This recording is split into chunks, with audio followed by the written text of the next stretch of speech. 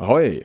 There are many ways in which you can prepare for the expansion, and today I'd like to talk about some that have nothing to do with trading. Yesterday we talked about trading in detail and what you can do in terms of trading on the trading post. This time I want to talk about the things that don't actually cost you anything for the most part, but prepare you in other ways. The first thing that we'll talk about is dark matter, and this also factors into many other things. There are many other aspects that kind of play together with that, so we're not just going to look at dark matter in a vacuum, basically. So dark matter basically replaces umbral shards, and it's useful for multiple types of gear. It is useful to upgrade artifacts, and it lets you choose the third perk on them. So you kind of have a similar function to umbral shards where you upgrade to max gear score with dark matter now, but along with that you can choose a perk, so it's very, very important. You also need some more resources to do that though.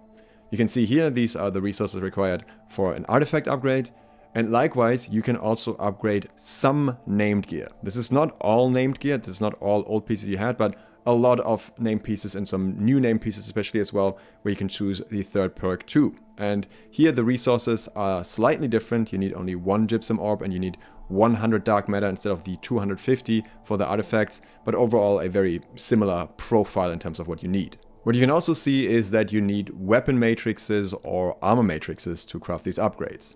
I'm going to use the armor matrix as an example here. First of all, you can see that the matrix itself needs 250 Azoth, and both of the other resources also need 250 Azoth each, so 750, meaning you might want to get some vials of suspended Azoth if you haven't yet. Along with that, they mostly use cooldown resources and some specific resources, and 5 gypsum orbs each, and this is true for the weapon matrices as well. So for any of these matrices, you're going to need 10 gypsum orbs, and then you need additional 1 gypsum orb to upgrade a named item, or 5 to upgrade an artifact. So stacking up on gypsum orbs is most certainly a good idea. But how do you get the dark matter itself? The first one and easiest one that you can prepare for right now is the salvages. Dark matter will come from legendary gear that you salvage, and that seems to, at least on PTR, include previous gear that will no longer really have any function that goes to 625 max.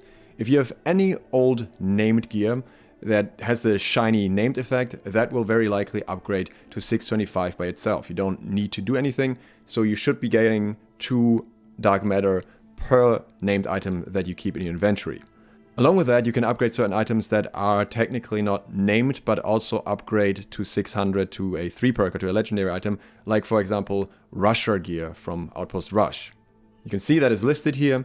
So what you want to do is you want to make sure that you use your umbral shards to upgrade that kind of gear that doesn't normally go legendary by being a named item, but rather gets a random third perk, so that you can get some more dark matter from that if you want to. Otherwise you'll get 40 gold in return for the umbral shards that you're saving. If you spend 400 umbral shards on an upgrade, that's 40 gold conversion in the expansion. In my opinion, 2 dark matter is likely going to be worth more than 40 gold for a while, but that's obviously subjective.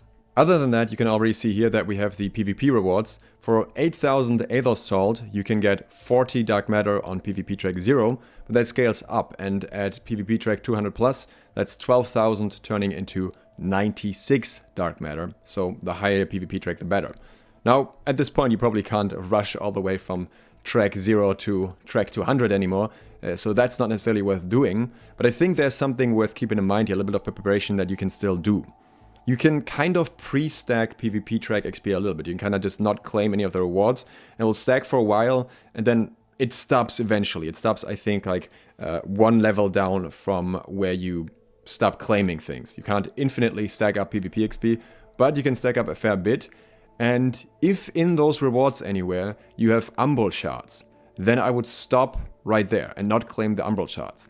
Because I'm thinking it's very likely that those umbral shards will be converted straight into dark matter once the expansion hits. So if you leave that on the PvP track, it'll probably switch over and be dark matter, unless they somehow pre-save your PvP track, but I think that's rather unlikely. So if you see umbral shards there right now, there's a pretty good chance that you immediately get 40 dark matter, at least after that out of the patch, depending on your PvP track. That also means it can be worth saving up some Azoth Salt, because obviously if you buy a lot of that, that's gonna go into your budget quite quickly. So if you're far away from max salt, then you may want to farm some. You don't necessarily have to do that with PvP. You can also just do flagged PvE activities and you'll get salt that way. so multiple options there too. Since dark matter converts from a lot of things that previously gave you umbral shards, there are a variety of different resources that can actually provide you with umbral shards. You can see a few of them right here. I will start with the ones that I think are most farmable and then talk a little bit about the others. The biggest one by far, because it gave so many umbral shards before as well, are the major Sandworm spoils, which will give you 320 dark matter. You get this once a week from defeating the Sandworm, so if you are able to do that, that is a very good option. I understand that it's not accessible for everyone, but there are a lot more pug groups that make it somewhat more accessible than before, so if you have the gear for it, if you have the trophies, I would highly recommend doing this. It's very much worth it. You're not only getting the 320 from the weekly cache, but also an additional 80 for the daily cache, so very much the best pathway towards dark matter in the beginning. A more accessible pathway for all players are the Siege of Sulfur spoils you can get for the event at the moment 3 times per day, and each of them will give you 10 dark matter. Likewise, you can get 10 dark matter for doing the Hatchery, and I think this is quite a decent way to farm because you can just do your 7 runs for the week in one day and get 70 dark matter out of that if you get a good group. Outside of that, there are a few others I wanted to show you. The major Strigan spoils, if you have any of them from the last event. This is not the arena cache, by the way. Those will give you some as well if you've been holding that. And this is true for many other old items that just gave some umbral shards. So a lot of things, if you're hoarding, where you're getting rewarded, even the old umbral shards will turn into dark matter. So if you have any of those from like season passes or something, that's also a nice bonus for you. You have the Inferno Expertise chest from Season 1, for example, as well. Various other ones. I'm not going to go into detail. And another farmable one is the Tempestuous cache, which gives you 8 to 16 for completion. But you need to have all the other Tempestuous caches before that, so you need to run it a lot. And, well, you need to run Tempest over and over just to get a few shards. So I don't know if it's worth it for most people. I won't do it, but maybe if you really want to grind them, then this is one pathway. If you're a returning player, you may have some of the cache of mutated armaments from the previous tuning orbs. These actually contain quite a lot of dark matter. You can see here that that's actually a total of 50 per cache, so these are very much worth it too. But there is some preparation beyond just dark matter and the things that surround it that you can also do.